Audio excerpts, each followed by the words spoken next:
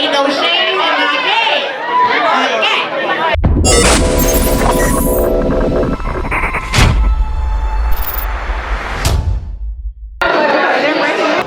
Hey, it's your girl Ash Michelle, and we are here with Brooklyn Hustle, Miss Ivy. How are you doing? Hey, I'm great. How are you? Good. Okay, how are you feeling coming off the first episode, just premiering? Man, I'm in a good space right now. I'm on such a high, still like thinking like, wow, I really made a debut on TV. That is so crazy. And yesterday was also my birthday. So it was like a very like full circle thing for me. You know, I had a viewing, I had a lot of like personal friends of mine come to support me, and just to see everybody's, you know, support and happiness and being so proud of me, you know, and being a voice and repping for the people with dreams, it's a great feeling.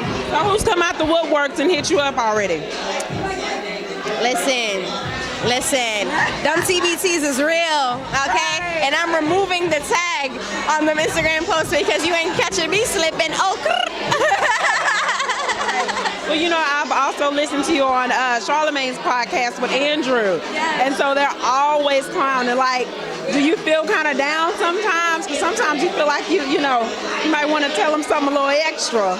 Yeah, you know, one thing that a follower had mentioned to Charlamagne on my Instagram is that I don't seem in my element while I'm there. And, you know, Charlamagne and I had that conversation the last time I was on the podcast. Like, the energy and the type of conversations that they have don't really match my type of energy. But he keeps me there consistently just because he really has great faith and he just wants the world to become aware of who I am, you know, and for that I appreciate it. And, you know, it really just trains me to have tough skin, you know, like, thank God I've spent all that time at Brilliant Idiots. You know, I've really become unfazed by, you know, the commentary by them, but, you know, it's definitely helped me keep a very, like, straight mind on the prize because they don't define my talent and my future, you know? Well, yes, you are a rising star, so we're excited to see you on Brooklyn Hustle, so congratulations.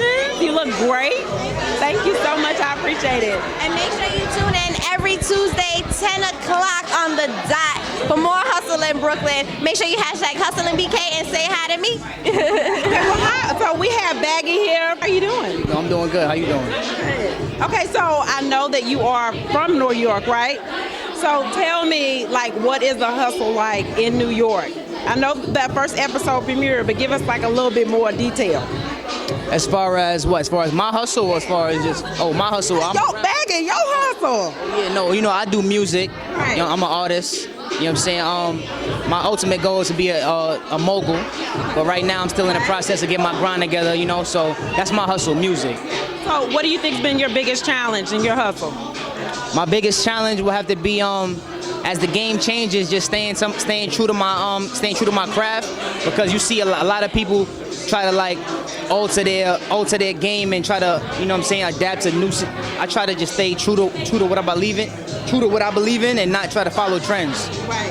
You know what I'm saying? So I mean, but it's so easy to follow a trend, and like, so who do you think does a really good job right now in the industry, just staying on their path, doing their lane, like new?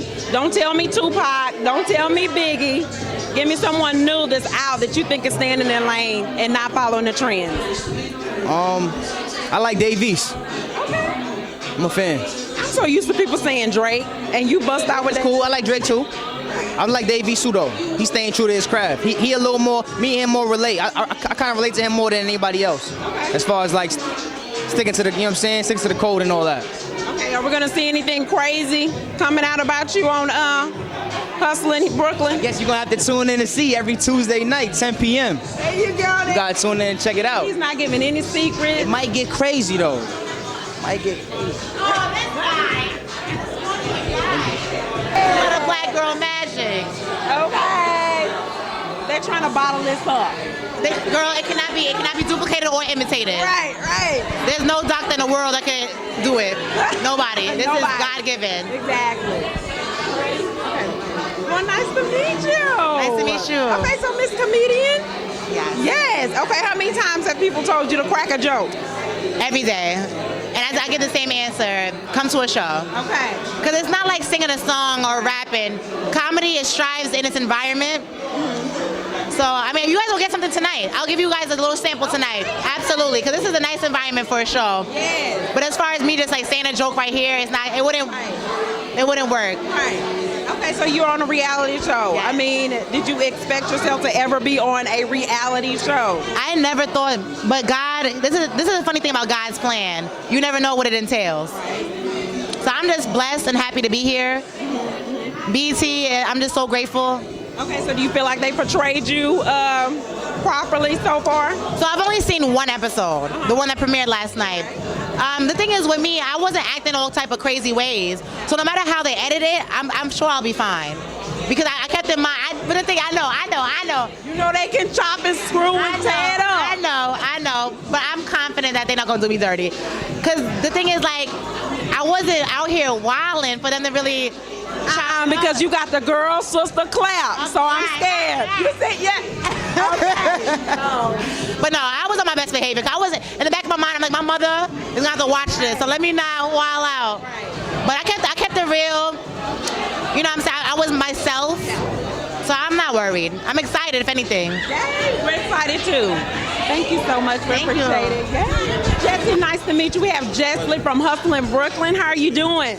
I'm doing well. I mean, I'm in Houston. It's such a full circle moment because I used to live here for like 5 years. Yes, And welcome home. It's crazy, man. I love the atmosphere. I love the people, and I love the food too. Yes. Okay, so have you been giving all of the Hustling Brooklyn people some good restaurants to go eat? Yeah, you know what I'm saying? I told them about Pele Pele, you know what I'm saying? We was over in the Galleria area, and then I had to take them, you know what I'm saying, a little bit under that real quick to Lotus. Okay. You feel me? So that's... So you didn't tell them about the Breakfast Club for breakfast? The thing about it is we didn't have enough time, so it was just like, I told them for next time too, make sure you check out the Breakfast Club and, you know, all of that. Okay. As long as you gave them the staples, then we good. Of course. Okay, so how has it been? You know, this full circle, being homeless, going to Houston, going to New York, coming back. How's that been? I mean, first and foremost, is a blessing, you know, and for me to have like the people who are a part of like my foundation, like here with me, I have to like kind of refrain from choking up, you know what I mean? I'm like, because there were so many moments where it's just like, I thought that I was gonna give up, you know, and being in Texas, it showed me a different perspective because I had people around me who knew how to hustle. And that just brings it back to Hustle in Brooklyn, you know what I'm saying? Because after the time that I spent struggling here, you know, I got myself together and I took myself out to New York, and it was just more or less like, I need to leave a legacy, you know, I need to make something happen. Okay, but what kept you motivated and going and pushing through all those hard times? Well, I mean, you know, I have my mother, my little sister, and at the end of the day, you know, I have an agency that I started with clientele that's, you know, trying to make history, you know what I'm saying? So at the end of the day, it was more like one of those things like, am I gonna make history or am I just gonna be a passive part of history, you know? And I had to really think about that, and I'm just like, you know what? Let's just go for it. Okay, so did you find out anything about yourself being on a reality show? I mean, I think that the most important thing is staying true to yourself, you know? And for me, a lot of times I might have avoided situations that made me face real, you know, like real parts of myself. So with the reality show, with, you know, Entertainment One and BET, you know, with the platform, they allowed for me to really like face myself, you know, and really overcome those other few things that I feel like I had to overcome in order to succeed, you know what I'm saying? And with the platform, it's been a blessing. I've been able to make some great moves for my clientele. Hustle in Brooklyn every Tuesday, 10/9 Central, only on BET. Make sure you check it out.